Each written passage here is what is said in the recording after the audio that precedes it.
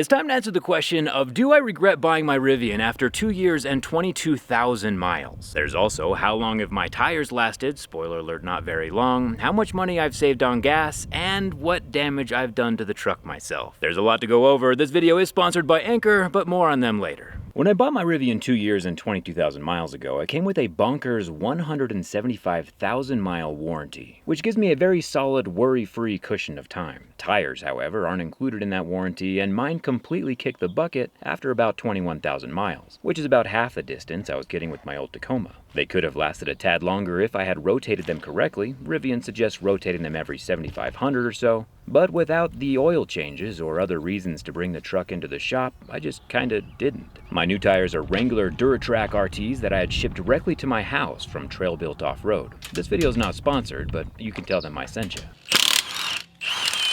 Street tires also would have lasted much longer if I was into that kind of life. The reason tires need to be rotated is that the front tires handle most of the braking, or regen, and in conserve mode, the front tires also do all the driving, which means when you add in the road friction of steering a 7,000-pound truck, the front tires just take way more abuse than the rear tires, which is why you gotta rotate them around. These Duratracks cost about $1,700, about the same as the Pirellis that shipped with the truck, but the Duratracks have slightly more tread, and same load rating, and also a slightly lower max top speed, so I'll just have to keep my time spent at 110 miles an hour to a minimum. Instead of going to the shop this time around, I had Rivian Service come to my house to mount and balance the tires to see how it all worked.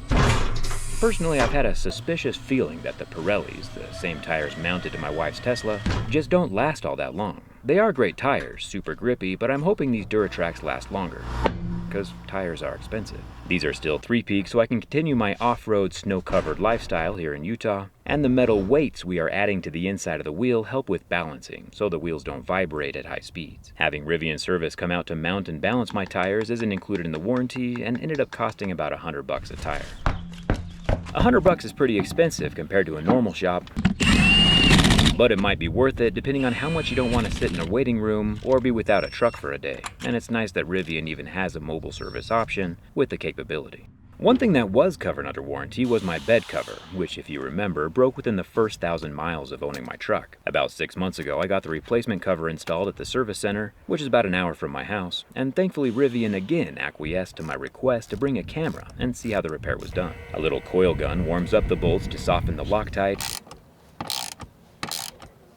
and then the whole rear seat comes out. You'll notice that behind the seat is one of the 17 different control modules around the truck. These are all being phased out in the new refreshed Rivians that are rolling off the manufacturing lines. Rivian has consolidated the 17 controllers down to 7 to save time and money.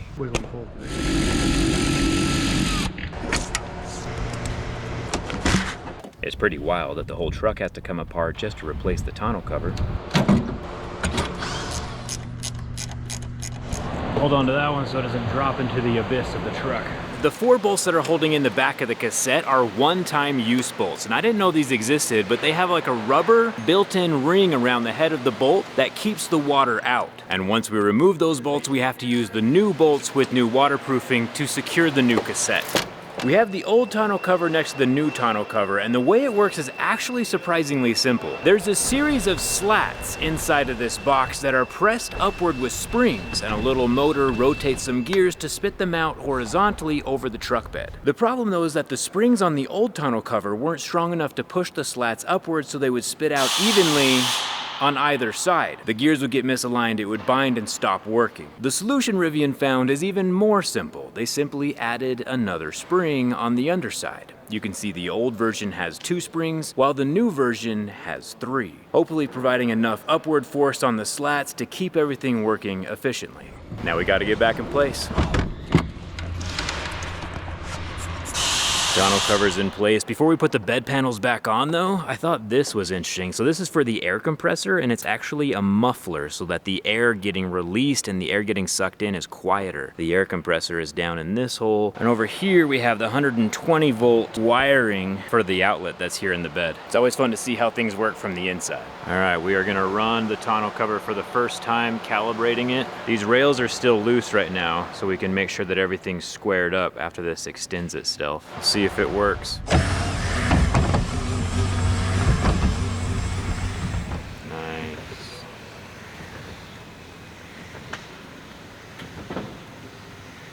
That's awesome. Going back in. It's crazy that each one of these little slats goes into that little cassette and just gets like stacked on top of each other very nicely and very conveniently in that little box, which is bolted in from the back side with 4 bolts on each corner. It's been about 6 months since the repair was completed and the cover hasn't broken yet, so thumbs up for that.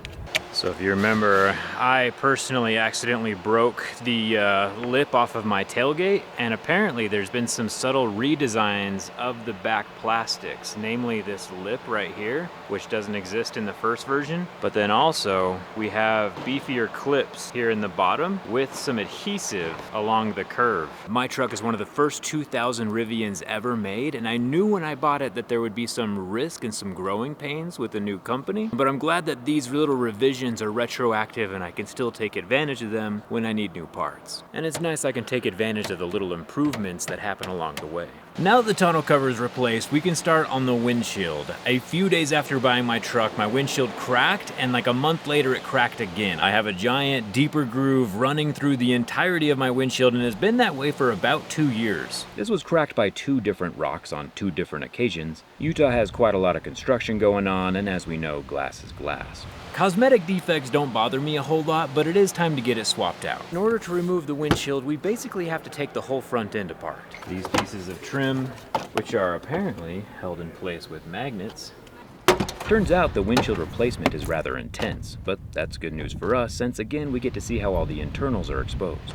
We don't have to remove that to take out the windshield, but it only took us a couple minutes and we get to see everything inside. We have the rear drive unit way down there, and I think this part is really cool. So you know you have the charge port right here on the side of the Rivian. The larger cables are for the DC fast charging, and then the smaller cable is for the regular, wall outlet. We also have the 2 12-volt batteries, the air filter, and then a giant radiator down here, which helps cool the battery and the motors. Always fun seeing how things work, but let's get back to the windshield. The windshield wipers do need to come off, along with the inner A-pillar trim and the rear view mirror, with all the driver assistance cameras. Up here underneath the windshield we have the rain sensor, we have the rear view mirror mount, we have 2 cameras here and here, and then we also, which I didn't know this had, a heater that heats the surface of the glass over top of the cameras so that no snow or ice accumulates. And there is a secondary heater right here that runs along the bottom of the windshield and heats up the glass to help with defrosting. And finally, a really thin wire is slipped between the glass and the truck to slice away all the watertight adhesive holding it in place. And with how thick and strong the adhesive is, a lot of brute force is required. With the glass removed, the extra adhesive is scraped from the frame, and the electronics are transported over to the new piece of glass. Thick black new adhesive is applied in one continuous bead so there won't be any gaps in the waterproofing. These are alignment pins to make sure the windshield gets in the right spot. These are standoffs to make sure that the windshield sits a certain distance from the vehicle. And with some large suction cups, the new windshield gets dropped into place. The adhesive has to cure for about a day, and the cameras need to be recalibrated, which is all part of why the glass is so expensive. This particular repair, which is unavoidable, costs about $1,800. The only thing that's broken in the past 2 years that's my fault and that I'm not gonna fix is the tailgate. I accidentally left the ball on my hitch a tad too high one time after towing, and I lowered the tailgate right down on top of it. That is my bad, but I don't feel bad. I use my truck as a truck, hauling horsepower, actual horses, horse poop, and mechanical horses. My wife let me buy the nice truck, and it's only fair that I run her errands, as strange as they might be. The interior has no wear issues. The exterior charge port doesn't latch quite right, but I'm sure I could get that adjusted if I ever brought it into a shop. You can see the paint chip around the upper edge as it comes into the closed position. But honestly, with about 150,000 miles still left on my battery and motor warranties, I'm not worried about much of anything. One thing Rivian has not fixed is that the wireless charger here still tries to juice up my tape measure. I'm not too worried about it though, because I have an Anker 3-in-1 charger in my center console. Anchor for good reason has been a channel sponsor for a while now. Nobody does mobile charging better. These 3-in-1 chargers have a built-in AC plug, power bank, and USB cable, so it's easy to carry around and nothing gets lost. The small ones have 5,000 milliamp hours and the larger one are 10,000 with 30-watt fast charging, giving an iPhone 15 Pro a 50% charge in just 25 minutes. As a fun fact, I would need about 3,000 of these to match the battery that's underneath this truck, but the battery underneath my truck wouldn't very well fit in my pocket. The USB-C cable doubles as a little handle and can withstand 10,000 bins, and the same cable can be used to recharge the power bank. If you have a friend who needs to juice up at the same time, there's an open USB-C port for charging multiple devices at once, or as a pass-through to get your phone and power bank charged at the same time. So if you need a new portable charger, it just makes sense to get it from the #1 mobile charging brand on the planet, Anchor. I'll leave a link down in the description. When I first got the truck, I thought that the gear guard was a gimmick, but I actually used the built-in cable lock all the time to secure the off-road wheelchair we built, among with securing some other things we build that we'll have to chat about at a later date. And as for the dirt collecting underneath the bed, I found it quite easy to remove. This is where the dirt was falling down and accumulating between the truck bed and the tailgate, getting caught in the bumper and the carbon fiber armoring around the motor. Anytime I would haul gravel, dirt, or horse manure, small souvenirs would get caught underneath. All you see here is what's been accumulating over the past 2 years, and there is a lot. Rivian definitely designed the R1T as more of an adventure truck and less of a work truck, but here I am using it as a work truck.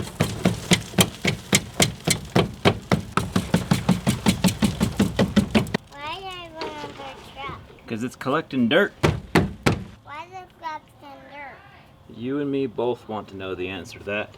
It's definitely something to keep in mind if you plan on using your truck bed as a truck bed. How much money have I saved by driving an electric truck by not having to buy gas? And the answer is not a whole lot. With gas being as cheap as it is right now, if we were to assign a hypothetical 20 miles a gallon, similar to what a gas-powered truck this size might achieve, I would have used about 1,100 gallons worth of fuel over that 22,000 miles, which would have cost 3,800. Now I have solar on my house, so my electric miles that I've driven have arguably been free, but it would take quite a long time to offset the price of this truck in just gas savings alone. Driving for free is pretty cool though. There's also no oil changes, which has saved me an additional few $100. That savings though is offset by electric vehicle registrations costing more than gas-powered vehicles. Uncle Sam needs to recoup the money they're losing by EVs not buying gas, which is totally fine with me. EV owners should help pay for the maintenance of the roads just like every other vehicle, and pretty much every state at this point has those special EV registration fees, not just Utah. If I had to pick just one word though to describe my experience over the last 2 years, it would be fantastic. The truck is better now than when I purchased it. The nice thing about so many features of the truck being software related, the truck I own now is completely different than the truck I bought 2 years ago. They've completely updated the information screens, given me all the nerdy power graphs I wanted on day one. I do wish there was some numerical data, watts and torque to go alongside the visual animations, but I'll take what I can get. The exterior cameras now double as dash cams, recording everything that goes on around me. It does fit 2 car seats pretty well in the back seat, and I guess if we need 3, there's always the gear tunnel. Honestly, I was pretty impressed with this truck 2 years ago, and it has just kept on getting better. Now we have the Rivian supercharging network, the software has improved exponentially, and I've had no major maintenance issues, which is very impressive for it being among the first 2,000 trucks ever made. And it is absolutely wild that this truck can hold its own in a drag race with a Lamborghini while looking like an unroasted marshmallow. Nobody can tell on the outside that there's a face-melting amount worth of power underneath the hood, but there most definitely is. So to answer the question, do I regret my Rivian after 2 years and 22,000 miles, now that every electric truck has basically been released? The answer is most definitely not. I have enjoyed every mile and I look forward to many more miles to come. Thank you Rivian for making an epic truck, and thanks a ton for watching. I'll see you around.